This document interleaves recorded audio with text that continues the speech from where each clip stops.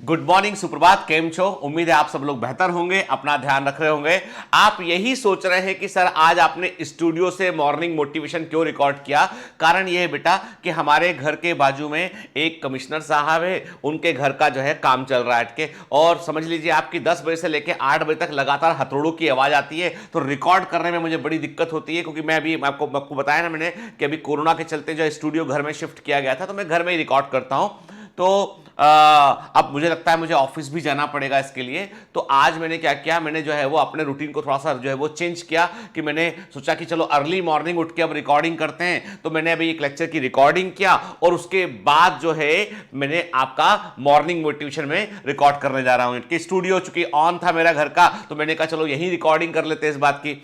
ठीक, देखिए हमेशा जो है वो रास्ते कहीं ना कहीं तो निकालने पड़ते हैं ना कोई संभावना। अब मैं उनको समझाया, बोला भी कि भाई कि आप आधे दोपहर के बाद बच्चों का ऑनलाइन क्लास भी होता है, सब कुछ होता है, तो वो तब आप काम कर लीजिए। लेकिन होता ना कि कई लोग जो है वो अब वो कॉन्ट्रैक्टर हैं, वो नहीं सुनते हैं, कई लोग ऐसे होते हैं। तो अब रोज रोज का उससे बहस करने से अच्छा है कि हमने अपना टाइम शेड्यूल को चेंज कर लिया। यही तरीका हमारे पास बचा था। खैर चलिए, तो आज हम क्या बात करने वाले हैं। आज हम बात करेंगे एक बड़ी इंपॉर्टेंट चीज पर बात करेंगे, वो है कि हम गुस्सा क्यों होते हैं। इनके हम में से कई लोगों को ये प्रॉब्लम होती है कि हम जो है किसी किसी बात पे गुस्सा हो जाते हैं। कई बार हमारा गुस्सा कई दिनों तक चलता है, कई महीनों तक चलता है। कई बार हम गुस्सा होकर किसी व्यक्ति से बात ही नहीं करते हैं। कई बार हम गुस्सा छोटी छोटी बातों पर हो जाते हैं। इनके आपको पता है कि सबसे बड़ी समस्या जो है बुद्धिमान से बुद्धिमान आदमी के साथ में जो है वो है क्रोध, गुस्सा आना।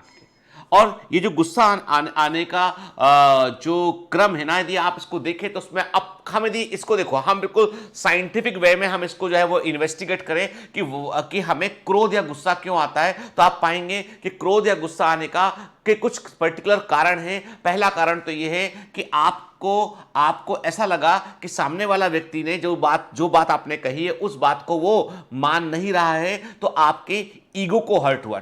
तो मतलब क्रोध का पहला संबंध है आपके ईगो से, के अहम से, कि अहम को ठेस पहुंची इसलिए हम गुस्सा है। उसने हमारी बात नहीं मानी इसलिए हम गुस्सा है। हमारे मन मुताबिक नहीं हो रहा है इसलिए हम गुस्सा है। कि हम जो चाहते हैं वैसा नहीं हो रहा है इसलिए हम गुस्सा है। हम गुस्सा इसलिए है क्योंकि हमको लगता है कि जो परिवर्तन होना चाहिए वो परिवर्तन हमारे अनुसार नहीं चल रहे हैं। हम गुस्सा इसलिए है क्योंकि हमारे मत के अनुसार सामने वाले का मत नहीं मिल रहा है। हम गुस्सा इसलिए है कि सामने वाला व्यक्ति हमारी इज्जत नहीं करता है, वो पीठ पीछे हमारे बारे में 4 बातें करता है, इसलिए हम गुस्सा है। गुस्सा जो है एक्चुअली एक तरह का फीलिंग ऑफ एक्सप्रेशन है। मैं ये नहीं बोलता हूं कि आप गुस्सा मत कीजिए। कई बार गुस्सा बड़ा पॉजिटिव होता है।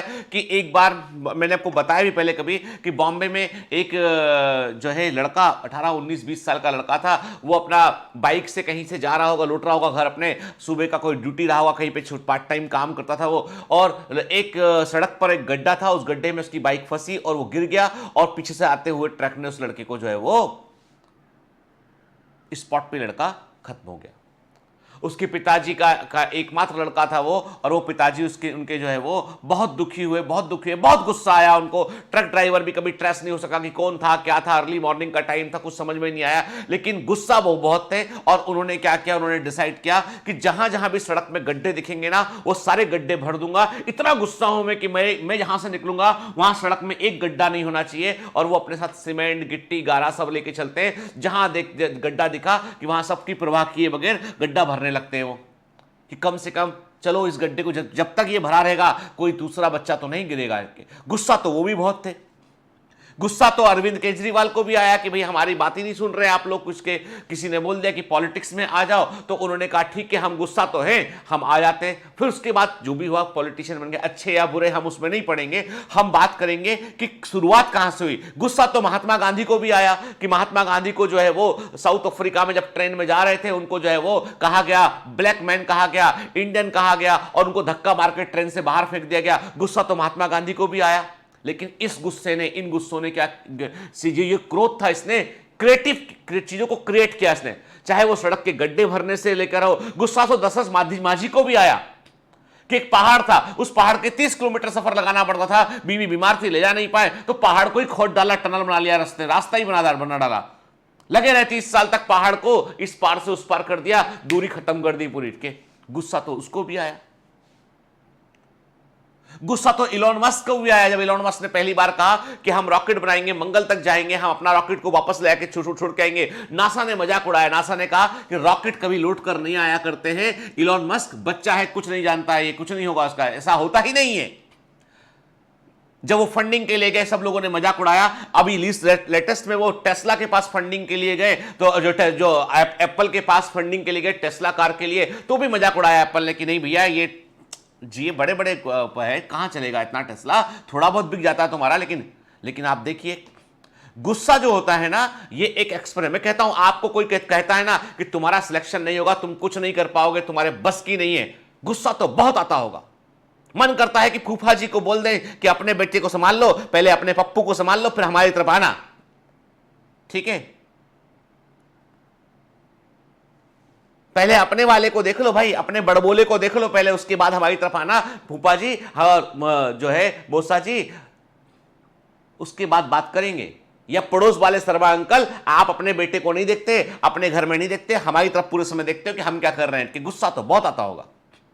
लेकिन क्या इस गुस्से का क्या करें हम? इस गुस्से को हम भड़ भड़ भड़ बोल के खत्म कर दें, या मन में सोचो कि प्रेशर कुकर की सीटी भी बहुत गुस्से में होती है, जब अंदर भाप भराती ना उसके तो गुस्से में होती है, लेकिन वो खाना बनाकर बाहर निकलती है। और पतीली की जो भाप होती है वो बहुत देर तक बहुत लंबा समय लगता है खाना पकाने में। कुकर में खाना जल्दी क्यों बनता है? गुस्सा बहुत है भाप को कि तुमने हमको हीट के ऊपर रख दिया।